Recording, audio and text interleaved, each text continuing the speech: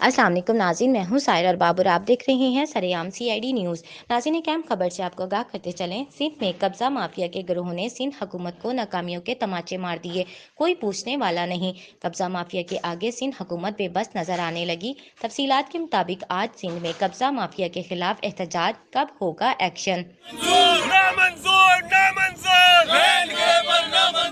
कब्जा करना छोड़ दो, जमीन हमारा छोड़ दो, कब्जा करना छोड़ दो, जमीन हमारा छोड़ दो। अमीन बरोही की क़यादत में कामरान, हाजी आरिफ मुराद अहमद और इनके साथ लोगों ने अपनी ज़मीनें बचाने के लिए एक एहतजाजी मुजाहिरा अली हसन बरोही के खिलाफ किया। लैंड से मुतल्लिका महकमों की लापरवाही या मिली भुगत, कब होगी कार्रवाई? कानून नाफिज करने वाले इदारे बेस में कब्जा माफिया की पुष्पनाही कर रहे हैं।